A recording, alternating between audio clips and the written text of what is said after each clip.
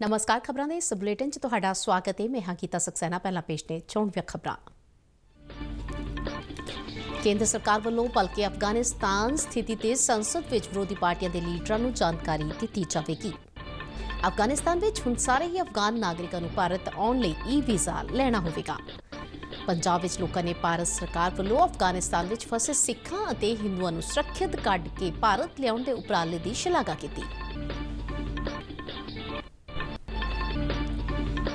गन्ना किसानों के हित को ध्यान में रखदिया आर्थिक मामलों की कैबिनेट कमेटी ने चीनी सीजन 2021-22 ਲਈ गन्ने के उचित और लाभकारी मुल FRP 290 रुपए फी क्विंटल करने ਨੂੰ मंजूरी दी। केंद्रीय सेहत और परिवार भलाई मंत्री मनसुख मांडविया अनुसार केंद्र सरकार ने सारे ही सूबियां और केंद्रीय प्रबंधक प्रदेशों ਨੂੰ स्कूल अध्यापकों के तरजीही आधार पर टीकाकरण की बेनती की। कोविड टीकाकरण मुहिम तहत देश भर में 59 करोड़ 55 लाख तो वध टीके लगाए गए। आज़ादी का अमृत महोत्सव तहत सूचना ते प्रसारण मंत्रालय के फील्ड आउटरीच ब्यूरो वालों अमृतसर के टाउन हाल में लगाई गई प्रदर्शनी जारी।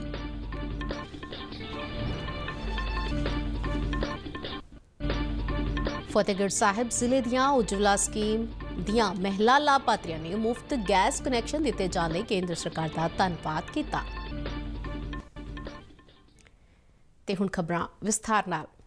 केंद्र सरकार वालों भलके अफगानिस्तान स्थिति ते संसद विच विरोधी पार्टियां दे लीडरां नूं जानकारी दित्ती जावेगी। विदेश मंत्री डॉक्टर एस जयशंकर ने अज अपने ट्वीट विच कहा कि प्रधानमंत्री नरेंद्र मोदी वालों संसद विच वख-वख पार्टियां दे नेतावां नूं अफगानिस्तान स्थिति तो जाणू करवाउण दे निर्देश जारी कीते ने।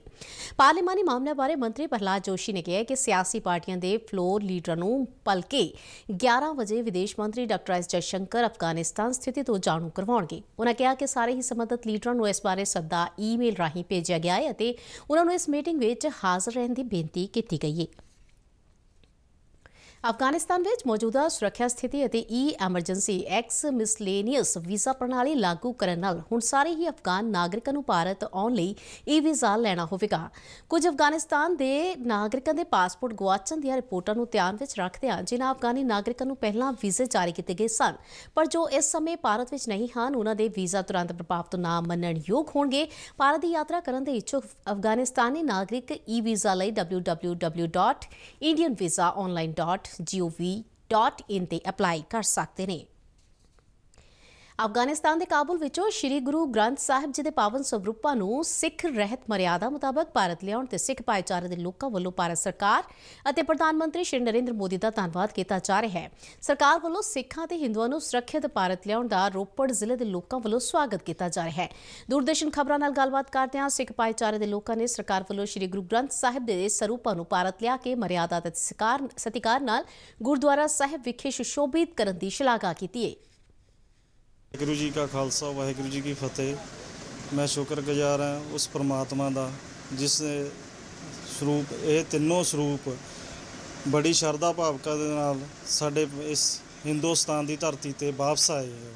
ते दूसरा धन्नवाद करदा मैं भारत सरकार का जिन्हां ने बड़ी मर्यादा दे नाल इन्हां स्वरूपां नूं लिया के इन्हां दी पावन जगह ते इन्हां ने विराजमान किया है। हाँ जी, कल जो अफगानिस्तान तो श्री गुरु ग्रंथ साहिब जी के पावन स्वरूप जो कि कल दिल्ली लिआंदे गए ने असी बड़ी खुशी जाहिर करते हैं इस चीज़ लई ते परमात्मा करे भी ये जो पावन स्वरूप लिआंदे गए हैं इन्हां दे जो असली स्थान है उत्थे जो भी इन्हां नूं भारत सरकार ने पहुँचाया है असी बड़ा उन्हां दा धन्नवाद करते हैं। मैं तो सब तो पहला पंजाबी होने के नाते भारत सरकार का तह दिल तो धन्नवाद करदा भी साडे जिहड़े शब्द गुरु श्री गुरु ग्रंथ साहिब जी नूं अफगानिस्तान तो जिहड़े लैके आए आ 3 गुरु ग्रंथ साहिब जी नूं भी उन्हां नूं भारत सरकार ने अपने मंत्री जिहड़े हैगे आ पुरी साहब ते उन्हां दे नाल होर नुमाइंदे एयरपोर्ट ते भेजिया उन्होंने उन्हां नूं सरੂਪਾਂ नूं रिसीव करन दे लई और बड़े ही शरधा भाव दे नाल उन्होंने भी ਸਰੂਪਾਂ का आदर मान करते हुए उन्होंने गुरु श्री गुरु ग्रंथ साहब नूं रिसीव करिया और अपने शीश के उत्ते सिर के उत्ते रख के बड़े शरधा भावना के नाल नंगे पैरी चलते हुए बड़ा ही आदर मान दिता। मैं पंजाबी होने के नाते जिहड़े साडे देश की सरकार आ प्रधानमंत्री आ उन्हां दा तह दिल तो धन्नवाद करदा। ਤੇ ਉਧਰ ਲੁਧਿਆਣਾ ਵਿੱਚ ਵੀ ਲੋਕਾਂ ਨੇ ਅਫਗਾਨਿਸਤਾਨ ਵਿੱਚੋਂ ਸਿੱਖਾਂ ਅਤੇ ਹਿੰਦੂਆਂ ਨੂੰ ਕੱਢ ਕੇ ਭਾਰਤ ਲਿਆਉਣ ਲਈ ਕੇਂਦਰ ਸਰਕਾਰ ਦੀ ਸ਼ਲਾਘਾ ਕੀਤੀ ਹੈ। ਲੁਧਿਆਣਾ ਵਾਸੀ ਰਜਿੰਦਰ ਸਿੰਘ ਕਲਿਆਣ, ਸਤਨਾਮ ਸਿੰਘ ਸੇਠੀ ਅਤੇ ਰਾਜਵਿੰਦਰ ਸਿੰਘ ਖਾਲਸਾ ਨੇ ਇਸ ਵਾਸਤੇ ਕੇਂਦਰ ਸਰਕਾਰ ਦਾ ਧੰਨਵਾਦ ਕੀਤਾ। दोस्तों, पिछले कुछ दिनों में हमने देखा कि अफ़गानिस्तान जो हमारा पड़ोसी देश है, वहाँ पे हालात एकदम से बहुत ख़राब हो गए थे, जिसकी वजह से वहाँ पे एक भगदड़ मच गई जो वहाँ के लोग रहने वाले हैं और जहाँ पे हमारे हिंदू और सिख भाई हैं। तो इस मुश्किल के टाइम पे हमारे आदरणीय प्रधानमंत्री जी ने, श्री नरेंद्र मोदी जी ने एक बहुत ही प्रशंसापूर्वक तरीके से, निडर तरीके से हमारे हिंदू और सिख भाइयों को, जो नागरिक वहाँ पे फंसे हुए थे, एक एक करके पूरी सेफ्टी से वहाँ से निकाला गया है। ये एक बहुत ही प्रशंसापूर्वक कार्य है। और उसके बाद एक और भी बहुत बड़ा काम जो हुआ है, जैसे हमने कल देखा कि वहाँ पे जो हमारे सिखों के गुरु हैं, गुरु ग्रंथ साहब जी, उनके 3 पावन स्वरूप वहाँ से पूरे आदर और मान के साथ वहाँ से लाए गए हैं।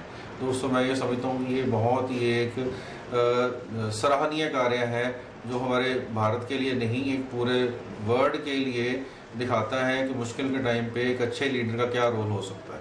जो कल उन्होंने 3 महाराज के स्वरूप जो गुरु ग्रंथ साहब जो के सिखों के पावन गुरु हैं, उनको जैसे जिस आदर से वहाँ से लेकर आए और अपने 3 मंत्रियों को वहाँ एयरपोर्ट पर भेजा और जितना आदर सत्कार किया, उसके लिए हम आदरणीय श्री नरेंद्र मोदी जी के तहे दिल से धन्यवाद करते हैं।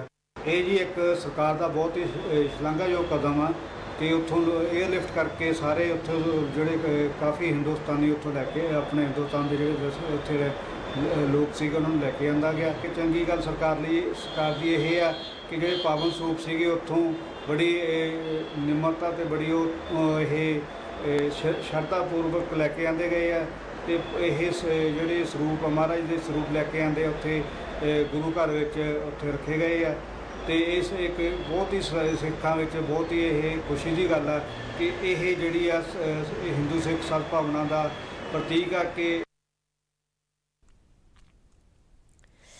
गन्ना किसानों के हित नूं ध्यान विच रखदिआं प्रधानमंत्री नरेंद्र मोदी की अगवाई विच आर्थिक मामले की कैबिनेट कमेटी ने चीनी सीजन 2021-22 लई गन्ने के उचित और लाभकारी मुल FRP 290 रुपए फी क्विंटल करन नूं मंजूरी दे दी है। इस अनुसार यह हर 0.1% की वसूली में 10% तो ज्यादा वादे लई अते FRP विच रिकवरी लई हर एक 0.1% की कमी लई ₹2.90 फी क्विंटल का एक प्रीमियर प्रदान करदिआं 10% की मूल वसूली दर लई ₹290 प्रति क्विंटल होवेगी। हालांकि सरकार ने किसानों के हितों की रक्षा लई यह भी फैसला लिया है कि उन्हां चीनी मिलों के मामले में कोई कटौती नहीं होवेगी, जिन्हां विच वसूली 9.5% तो घट है।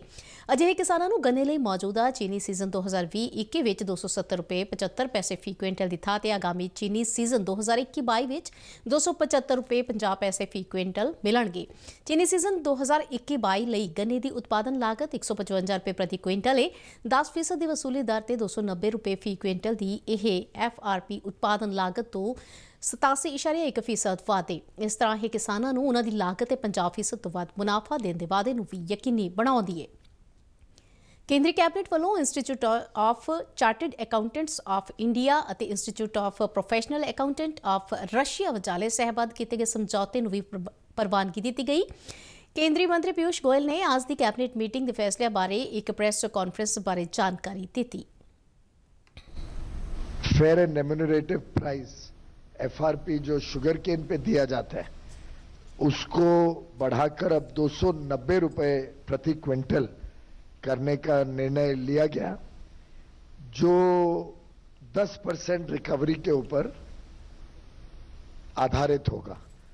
जब रिकवरी 10% से अधिक हो जाती है तो उसका प्रोपोर्शनेट 0.1% इंक्रीज के लिए, हर 0.1% इंक्रीज के लिए अधिकांश ₹2.90 प्रति क्विंटल और दिया जाता है और न्यूनतम बेसिक जो प्राइस मिलती है उसको भी 9.5% पर रोका गया है कि 9.5% से कम अगर किसी किसान का रिकवरी होती है तो 9.5% पे ही आधारित उनको ₹275.50 प्रति क्विंटल उनको भी मिलेगा।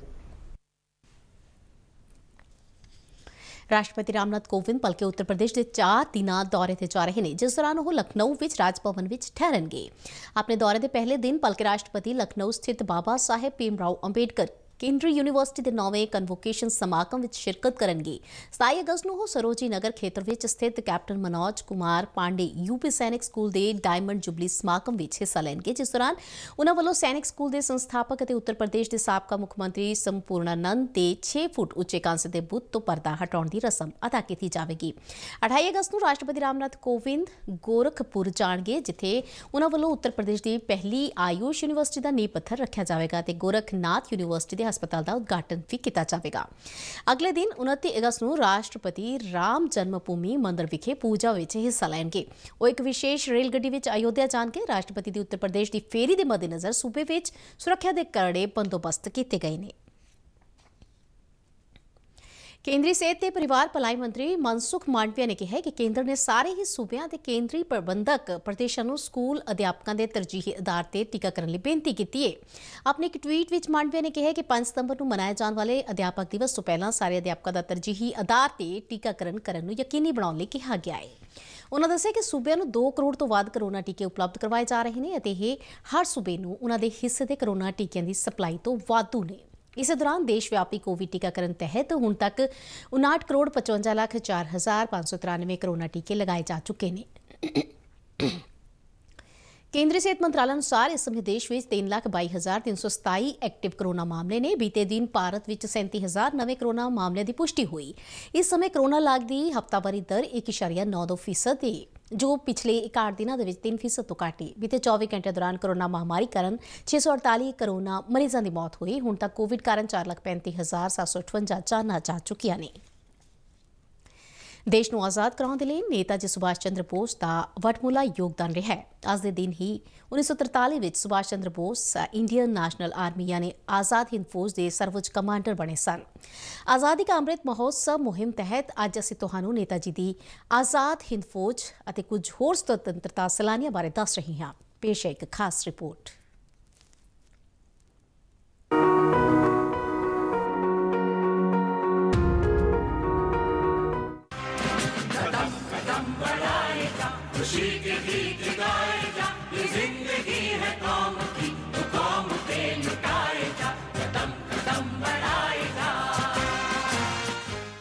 ਅੱਜ ਹੀ ਦੇ ਦਿਨ 1943 ਵਿੱਚ Subhash Chandra Bose Indian National Army ਯਾਨੀ ਆਜ਼ਾਦ ਹਿੰਦ ਫੌਜ ਦੇ ਸਰਵਉੱਚ ਕਮਾਂਡਰ ਬਣੇ ਸਨ।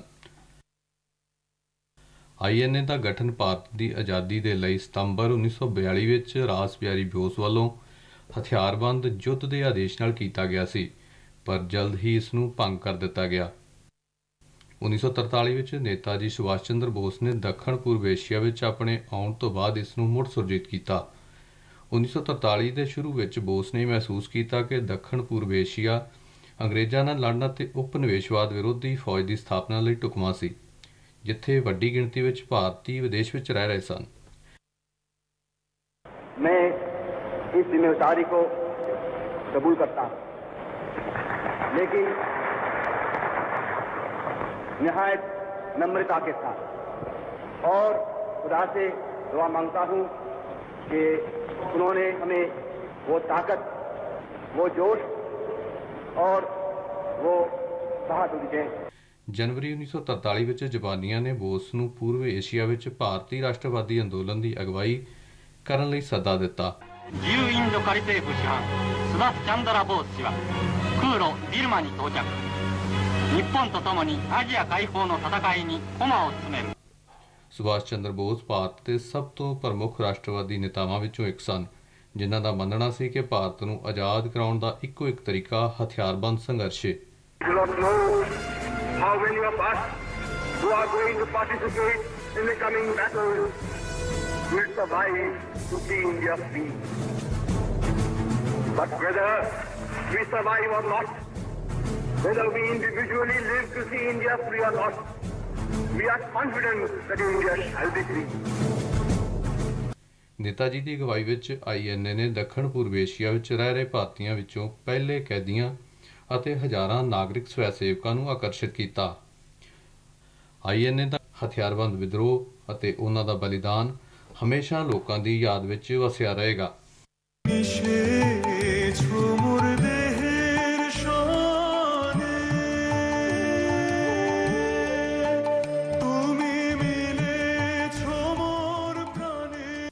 25 ਅਗਸਤ ਭਾਰਤੀ ਸੁਤੰਤਰਤਾ ਸੰਗਰਾਮ ਦੇ ਇਤਿਹਾਸ ਵਿੱਚ ਇਸ ਲਈ ਵੀ ਮਹੱਤਵਪੂਰਨ ਹੈ ਕਿਉਂਕਿ ਇਹ ਪ੍ਰਸਿੱਧ ਆਜ਼ਾਦੀ ਘੁਲਾਟੀਏ ਗਣਪਤੀ ਅਗਰਹਾਰਮ ਅਈਅਰ ਨਟੇਸਨ ਦੀ ਜਯੰਤੀ ਹੈ। ਉਹਨਾਂ ਦਾ ਜਨਮ 1873 ਵਿੱਚ ਤੰਜਾਵੁਰ ਵਿੱਚ ਹੋਇਆ ਸੀ। ਸਾਲ 1900 ਵਿੱਚ ਉਹਨਾਂ ਨੇ ਅੰਗਰੇਜ਼ੀ ਵਿੱਚ ਮਹੀਨਾਵਾਰ ਪ੍ਰਕਾਸ਼ਨ ਦਾ ਇੰਡੀਅਨ ਰਿਵਿਊ ਸ਼ੁਰੂ ਕੀਤਾ। ਇਸ ਵਿੱਚ ਜ਼ਿਆਦਾਤਰ ਰਾਸ਼ਟਰਵਾਦੀ ਵਿਸ਼ਿਆਂ ਨੂੰ ਸ਼ਾਮਲ ਕੀਤਾ ਗਿਆ ਸੀ। 1915 ਵਿੱਚ ਭਾਰਤ ਆਉਣ ਤੋਂ ਬਾਅਦ ਮਹਾਤਮਾ ਗਾਂਧੀ ਜੀ ਪਹਿਲੀ ਵਾਰ ਮਦਰਾਸ ਗਏ ਤਾਂ ਉਹ ਲਗਭਗ 1 ਮਹੀਨੇ ਤੱਕ ਨਟੇਸਨ ਦੇ ਘਰ ਰਹੇ। ਜੀ.ਏ. ਨਟੇਸਨ ਇੱਕ ਅਦੁੱਤੀ ਲੇਖਕ ਅਤੇ ਪੱਤਰਕਾਰ ਸਨ। ਉਹਨਾਂ ਨੇ 1897 ਵਿੱਚ ਆਪਣੀ ਪ੍ਰਕਾਸ਼ਨ ਕੰਪਨੀ ਦੀ ਸਥਾਪਨਾ ਕੀਤੀ। ਉਹ ਬਾਪੂ ਦੇ ਭਾਸ਼ਣਾਂ ਅਤੇ ਲੇਖਣੀ ਸਮੇਤ ਗਾਂਧੀਵਾਦੀ ਸਾਹਿਤ ਦੇ ਪ੍ਰਸਿੱਧ ਪ੍ਰਕਾਸ਼ਕ ਸਨ।